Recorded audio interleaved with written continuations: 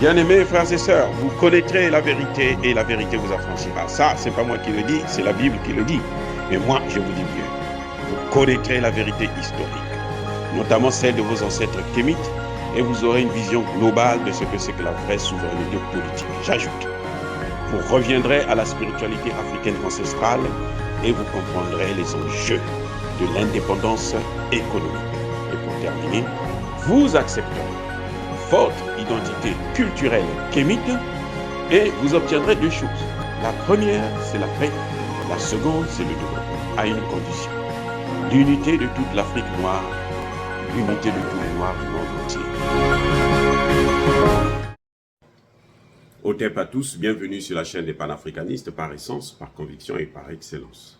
Celle des citoyens kémites, par nécessité et obligation de combat. Nous sommes une chaîne qui n'est guidée que par nos ancêtres et rien que par les ancêtres qui appartiennent à l'égrégore du monde noir.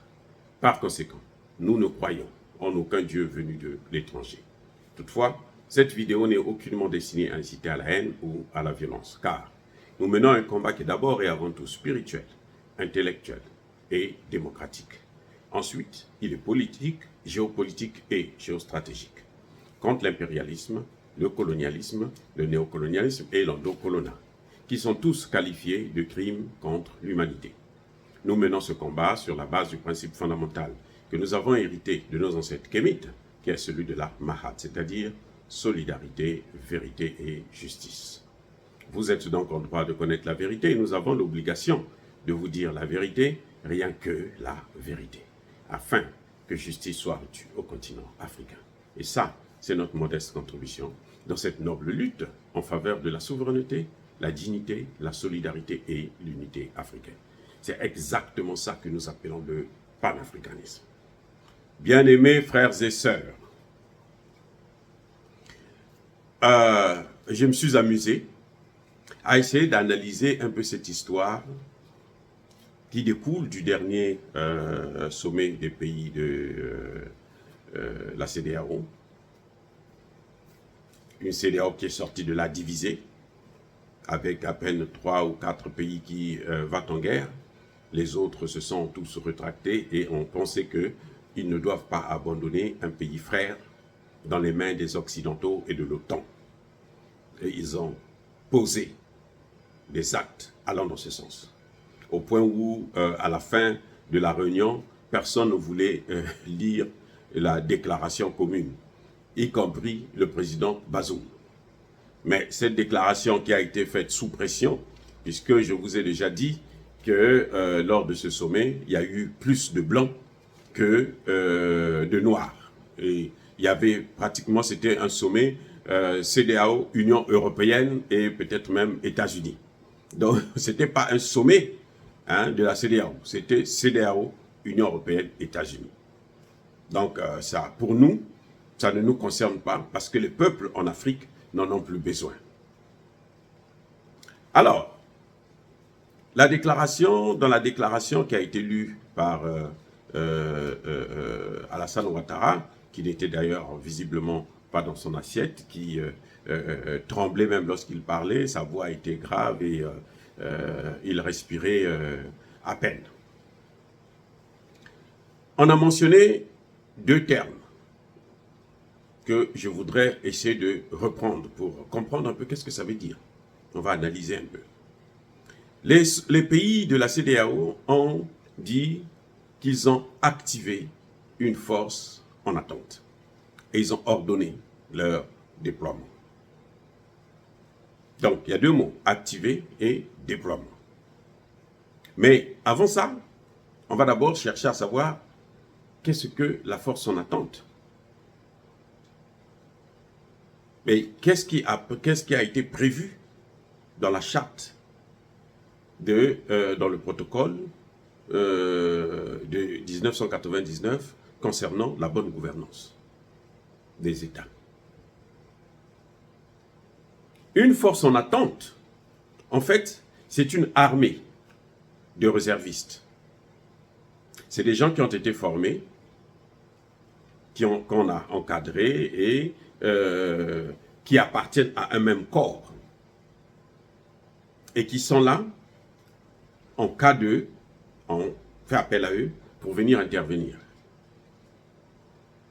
Une force en attente, ce n'est pas une force qu'on crée, où on a besoin de dire aux États, bon, à toi, tel État, donne tant, tel État, donne tant de... Non. Une force en attente, là, c'est une armée qui a été créée et qui est là, en attente, qui est là jusqu'au jour où on aura besoin d'eux pour une mission militaire.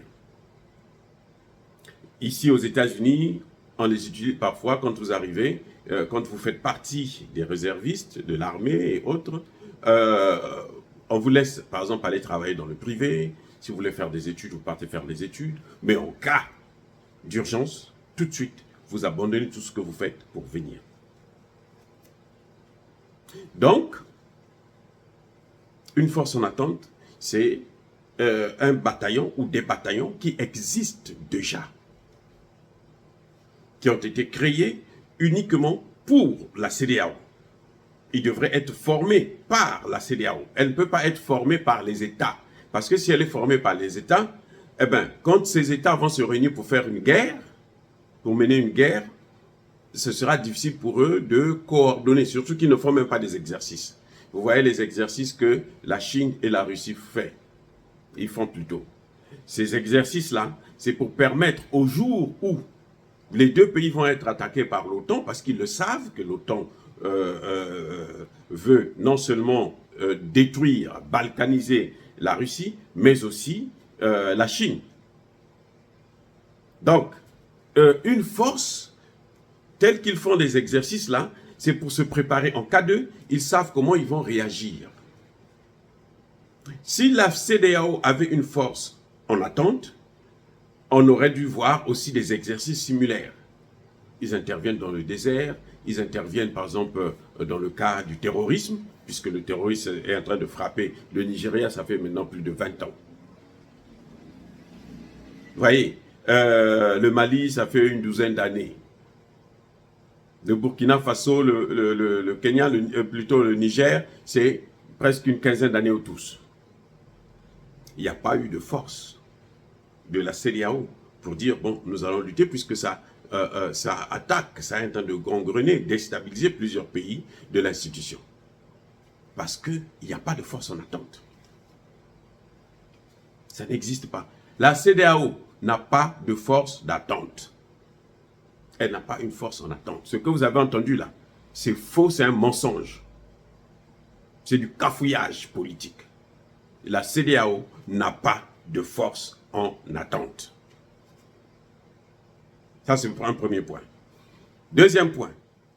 Les textes de la CEDEAO n'ont jamais autorisé une intervention militaire contre un État membre en ce qui concerne les affaires internes d'un État souverain. Je répète,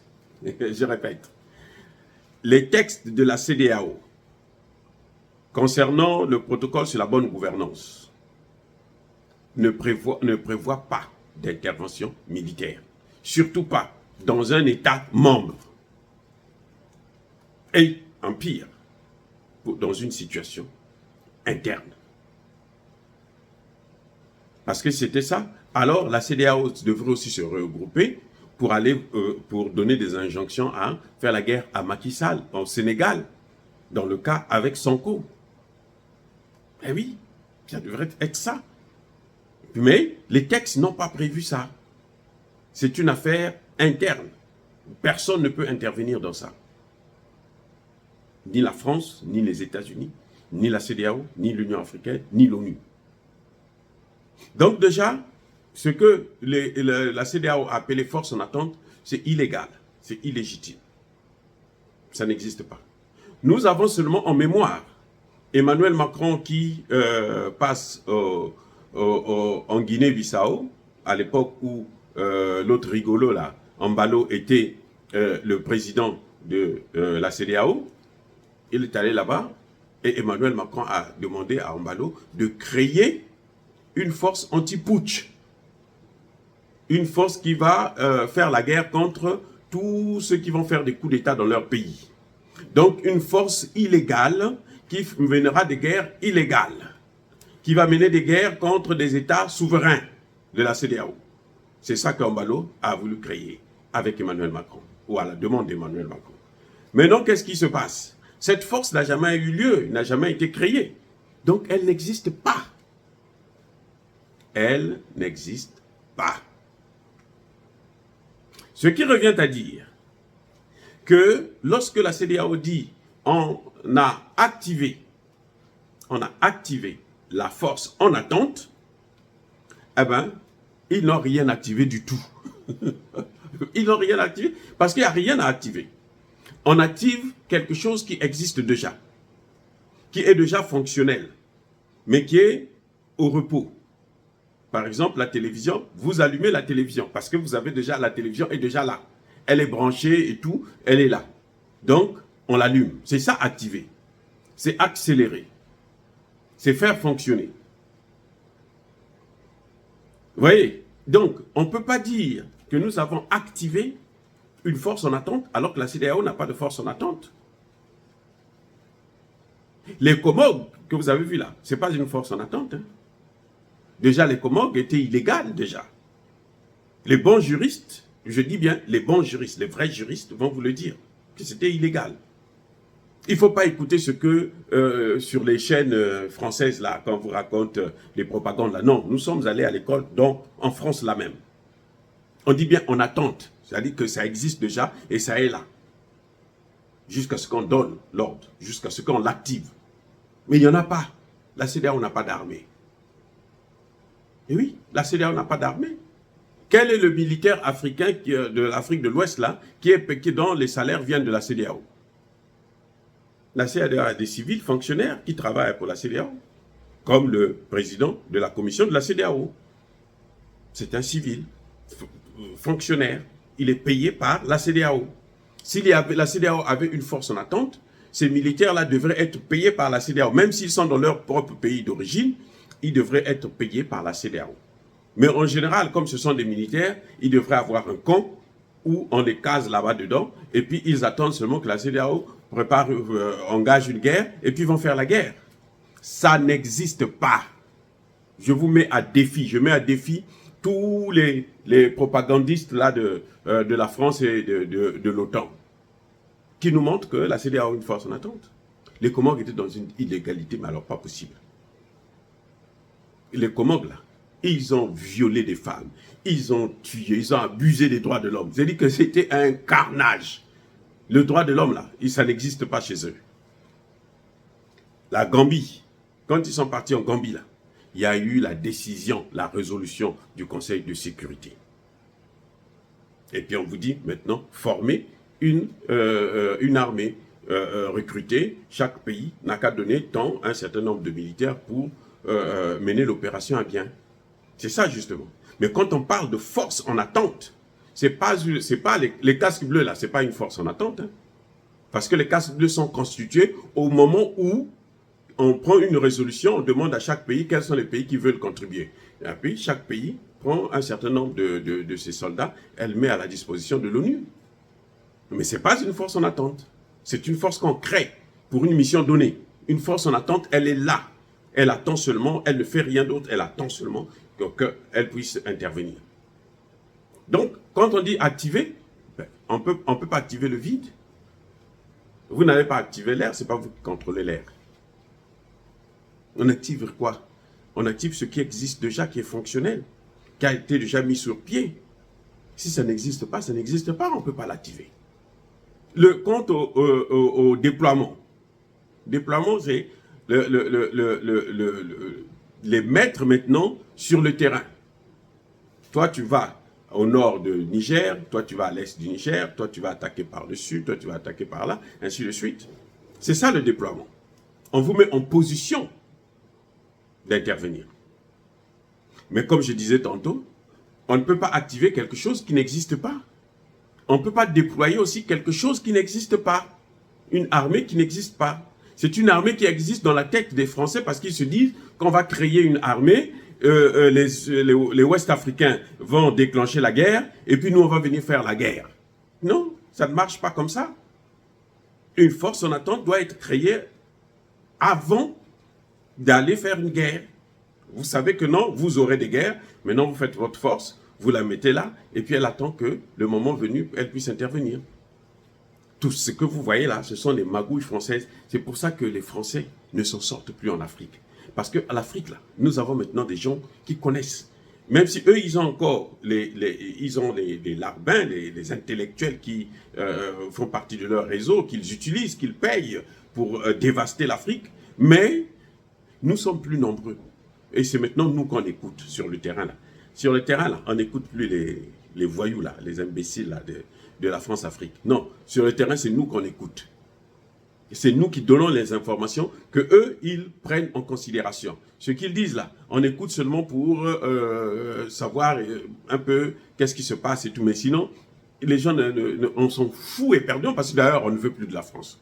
Je vous ai dit que même au Tchad, là, on est en train de les chasser maintenant. On n'en veut plus. Mais ça va continuer comme ça là. La France doit quitter le pays parce que ce qu'elle a fait, cette tentative de manipuler les pays africains afin qu'ils puissent se battre entre eux et que le sang puisse couler en Afrique, ça, c'est intolérable. On ne peut pas tolérer ça. Et nous demandons maintenant que l'Union africaine puisse créer un tribunal pénal africain pour juger ces dirigeants-là, occidentaux, qui continuent à nous prendre pour leurs esclaves, qui continuent à nous torturer, à faire couler le sang de nos concitoyens. Dire cela, c'est inciter à la haine ou à la violence. Non. Encore une fois, bien-aimés frères et sœurs, Yaba Kolerve, Yamalembe. Je persiste et je signe. Soyez bénis, abondamment bénis par le Dieu des Kémites et par nos ancêtres angélisés. Mais que tous ceux qui persécutent le continent africain le pillent et le déstabilisent, qu'ils soient noirs, blancs, chinois, arabes, indiens, qui qu'ils soient maudits, punis, foudroyés, neutralisés, effacés, écrasés par ce Dieu des Kémites et par nos ancêtres angélisés. Vive l'Afrique éternelle. J'ai dit et j'assume.